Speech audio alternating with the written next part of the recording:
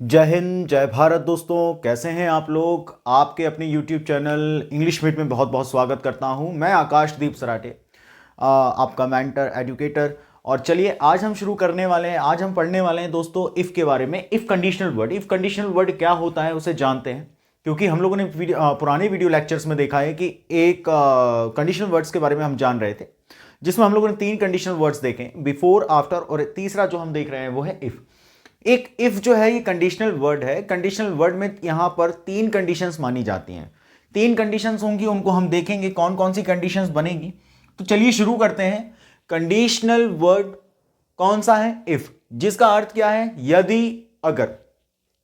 मान लीजिए कि जब कभी भी आप कंडीशनल वर्ड का इस्तेमाल करते हैं तो पहली सिचुएशन ये होती है दोस्त कि हमेशा ध्यान रखिएगा कि जो पहले मैंने आपको बताया था कि कंडीशनल वर्ड्स जो होते हैं, जस्ट उसके बाद वाला जो सेंटेंस होता है वो क्या होता है दोस्त? वो होता है हमारा कंडीशनल सेंटेंस, और जो दूसरा वाला होता है वो स्टेटमेंट सेंटेंस होता है। तो जस्ट इफ के बाद वाला यानी कंडीशनल वर्ड के बाद वाला जो सेंटेंस होता है वो क्या होता है? हमारा कंडीशनल सेंटेंस। दूसरा होता है स्टेटमेंट सेंटेंस।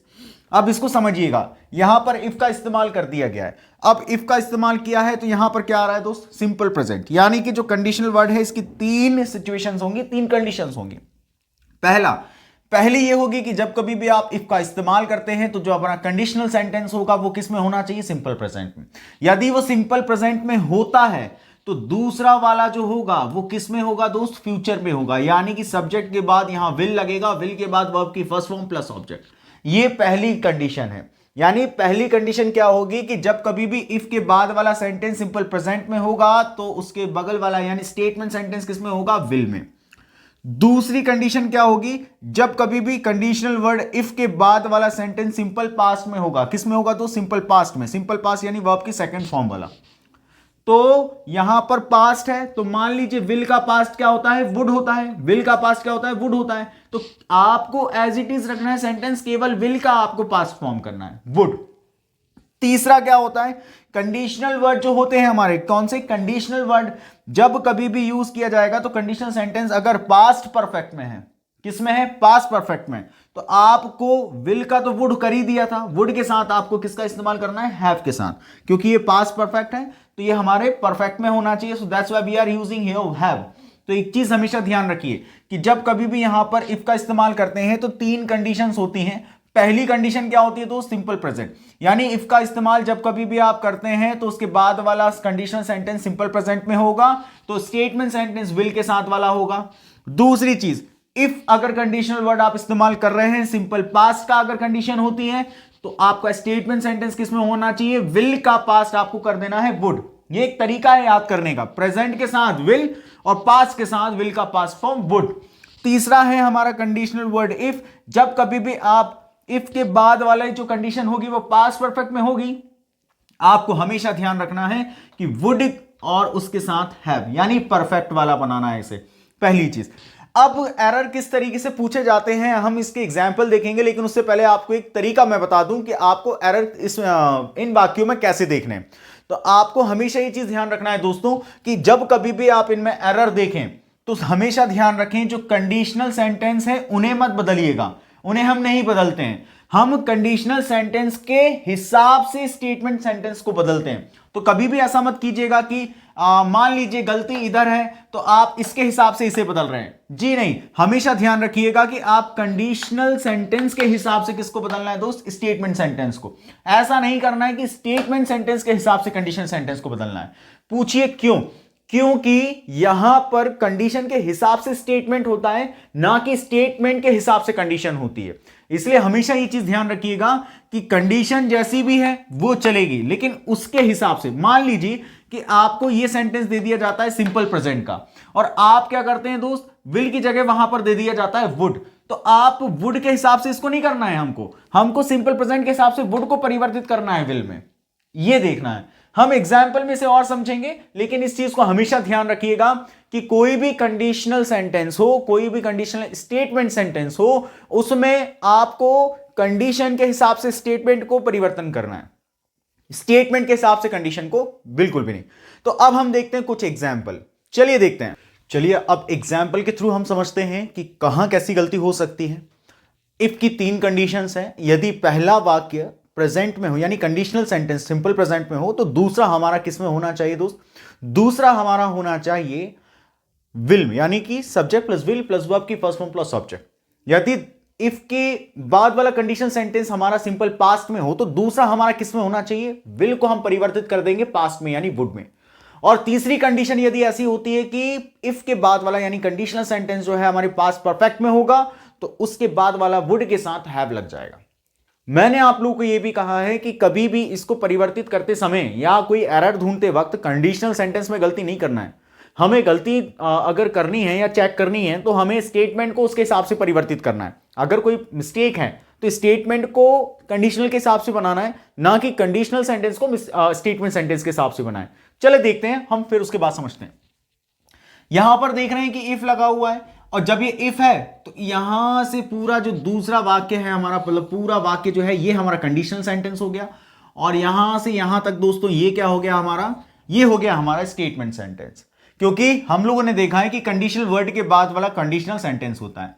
हम लोगों ने 3 कंडीशन देखी है, देखते हैं इसको किस में है ये। तो इफ के बाद लिखा हुआ ही रीचेस देयर ऑन टाइम, यदि वो समय पर पहुंचता, मतलब ये किस में है दोस्त? सिंपल प्रेजेंट में है। इसका अर्थ है यदि वो समय पर पहुंचता, he would attend the meeting, वो मीटिंग अटेंड कर लेता। अब यहां पर बात यह है कि ये है जो सिंपल प्रेजेंट में है। अब सिंपल प्रेजेंट होता है क्या जी? इफ के बाद एक सिंपल प्रेजेंट का कंडीशनल सेंटेंस होता है, लेकिन सिंपल प्रेजेंट के साथ कंडीशनल सेंटेंस होने के साथ साथ यहां पर सब्जेक्ट के बाद दोस्त आता कौन है? विल आता है। जब कभी भी कंडीशनल सेंटेंस सिंपल प्रेजेंट में होता है तो यहां वुड नहीं आता, कौन आता है दोस्त? विल आता है। तो यहां क्या आना चाहिए था? विल आना चाहिए था, जो कि गलत है। आप ऐसा नहीं कीजिएगा कि यहां पर वुड है तो आप इसे परिवर्तित कर दें और सिंपल पास्ट में कर दें। इसके हिसाब से हमको स्टेटमेंट सेंटेंस बदलना है, ना कि स्टेटमेंट सेंटेंस के हिसाब से इसको बदलना है। क्लियर है दोस्तों? पहली चीज। दूसरा, यहां पर इफ दिया हुआ है। इफ दिया है मतलब जो जस्ट इसके बगल में जो सेंटेंस है वो क्या है दोस्त? Conditional sentence. अब चेक करते हैं कंडीशनल सेंटेंस किस में है। तो यहां लिखा हुआ है सब्जेक्ट, सब्जेक्ट के बाद वर्ब्ड लिखा है यानी सेकंड फॉर्म है, और उसके बाद ऑब्जेक्ट नहीं है। यहां पर ये एडवर्ब है दोस्तों, हार्ड यानी मेहनत। तो यदि राज मेहनत करता, यदि राज मेहनत करता यानी मेहनत करता, स्ट्रगल करता, he would have got the job. यहां पर लिखा हुआ है जब ये पास्ट का है तो पास्ट के साथ केवल और केवल किसका इस्तेमाल होना था? पास्ट के बाद सब्जेक्ट प्लस वुड होना था, विल का वुड हो जाता है। यहां पर हैव नहीं आना था, यहां पर हैव आया, जो कि गलत है। और हैव के साथ या थर्ड फॉर्म भी आ गई। तो इसका एग्जैक्ट क्या होना था? He would get the job.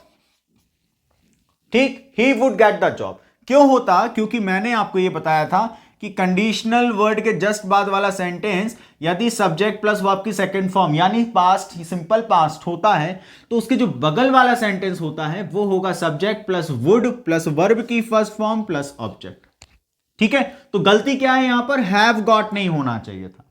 दूसरा, अब नेक्स्ट हम देखते हैं इफ। इफ के बाद वाला सेंटेंस कंडीशनल सेंटेंस होता है। अब देखते हैं यहां पर, तो ये जो सेंटेंस है किसमें? सब्जेक्ट प्लस हैड, हैड आ गया। इसका मतलब ये किसका है? पास्ट के परफेक्ट का। पास्ट के परफेक्ट का वर्ब की थर्ड फॉर्म। वो कह रहा है कि if she had got up early, अगर वो जल्दी उठती, she would not miss the train, she would not miss the train. अब यहां पर मिस तो दिया हुआ है लेकिन सब्जेक्ट के बाद वुड। अब जब ये पास्ट का है तो मैंने आपको बताया था कि वुड के साथ आपको क्या इस्तेमाल करना है? वुड के साथ आपको इस्तेमाल करना है हैव। क्यों? क्योंकि अगर इफ के बाद वाला सेंटेंस किसमें हो? पास्ट परफेक्ट में हो, तो स्टेटमेंट सेंटेंस किसमें होता है? वुड के साथ हैव लगता है। लेकिन यहां पर वुड के बाद हैव नहीं है, तो शी वुड नॉट हैव, यहां हैव आएगा। हमेशा ध्यान रखें, नॉट का जो प्लेस होता है वो थर्ड होता है, ये चीज ध्यान रखें। आई होप कि आपको चीज समझ में आई होगी कि कंडीशनल स्टेटमेंट के सेंटेंस को आपको किस तरीके से सॉल्व करना है। अब हम देखेंगे कि इफ के पैरेलल में सिमिलर शब्द कौन कौन से हैं, ऐसे कौन से और कंडीशनल वर्ड्स हैं जो इफ की तरह ही तीन तीन कंडीशंस को पजेस करते हैं। तो चलिए देखते हैं, देखेंगे इफ के सिमिलर कुछ वर्ड्स। जो हम लोगों ने देखा है कि इफ जो है कंडीशनल वर्ड है, और इफ कंडीशनल वर्ड की 3 कंडीशंस हैं जो हम लोग देख चुके हैं। एक हम लोगों ने देखा था कि जिसमें इफ लगता है और उसके कंडीशनल वर्ड में यदि सिंपल प्रेजेंट होता है तो दूसरी कंडीशन यानी स्टेटमेंट सेंटेंस जो होता है वो हमारा किस में होता है, विल में होता है।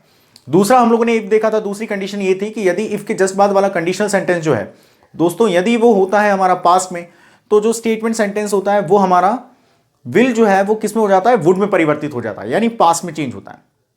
तीसरा हम लोगों ने देखा था, तीसरी कंडीशन ये थी कि इफ के बाद वाला कंडीशनल सेंटेंस यदि पास्ट परफेक्ट में होता है, पास्ट परफेक्ट मतलब कि subject plus had plus verb की थर्ड फॉर्म प्लस ऑब्जेक्ट, तो जो स्टेटमेंट सेंटेंस होता है वो हमारा होता है वुड के साथ हैव लगता है और वहां पर वर्ब की थर्ड फॉर्म होती है।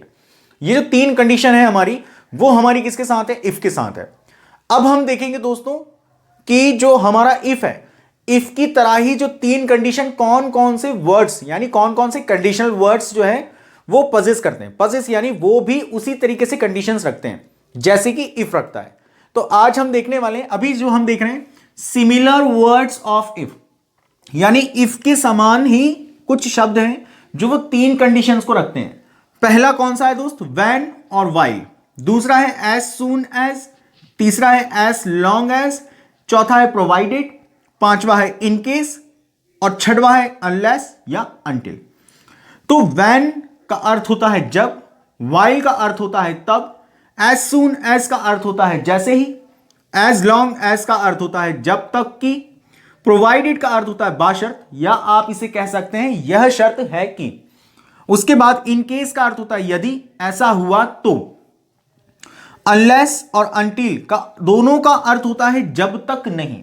आपके लिए एक शब्द मैं आपको बता देता हूं, जो ये अनलेस और अनटिल है, ये दोनों शब्द जो है ये हमेशा ध्यान रखिएगा दोस्त, ये दोनों क्या है, नेगेटिव वर्ड है। कौन से वर्ड है, नेगेटिव। और ये नेगेटिव होने के साथ साथ हमेशा इस्तेमाल कीजिए, इसके साथ कभी भी जो है नॉट वर्ड का इस्तेमाल मत कीजिएगा। यानी अनलेस और अनटिल कंडीशनल वर्ड का आप यदि इस्तेमाल करते हैं तो इसके जस्ट बाद जो कंडीशनल सेंटेंस होगा उसमें नॉट नहीं आना चाहिए, विल तो नहीं आना चाहिए, ना ही शैल आना चाहिए। जैसा मैं आपको पहले बता चुका हूं कि कंडीशनल वर्ड्स के बाद जो सेंटेंस होता है वो कंडीशनल सेंटेंस होता है। उस कंडीशनल सेंटेंस में कभी भी विल और शैल का इस्तेमाल नहीं किया जाता। लेकिन ये दो ऐसे शब्द हैं अनलेस और अनटिल, ये खुद में ही क्या है, नेगेटिव है। आप देखिए जब तक नहीं, इसमें खुद नहीं शब्द आ रहा है, इसीलिए जो इसके बाद वाला जो सेंटेंस होता है उसमें नॉट नहीं आना चाहिए। आज हम लोगों ने देखा कि हमारे जो कंडीशनल स्टेटमेंट सेंटेंस होते हैं, यानी एक टॉपिक है कंडीशनल स्टेटमेंट, वो हमारा कंप्लीट हुआ है और इन शब्दों की भी वही कंडीशंस होंगी जो इफ की है। इसीलिए मैं इसको एक्सप्लेन नहीं कर रहा हूं। जैसे इफ की कंडीशनल स्टेटमेंट और कंडीशंस होंगी वैसे ही आपकी इन 6 की होगी। बात समझ में आई? तो आपको इन 6 को भी इफ की तरह ही इस्तेमाल करना है। इनके हिंदी अर्थ मैंने आपको बता दिए हैं, आप इसे जरूर लिखिएगा और सेंटेंस बनाने की कोशिश कीजिए। यदि आपको कोई भी समस्याएं आती हैं आप मुझे कमेंट बॉक्स पर कमेंट करके बता सकते हैं। आज हमारा कंडीशनल स्टेटमेंट कंप्लीट हुआ। अब हम मिलेंगे नेक्स्ट वीडियो लेक्चर में नए टॉपिक के साथ। जब तक अपना ख्याल रखें। जय हिंद, जय भारत।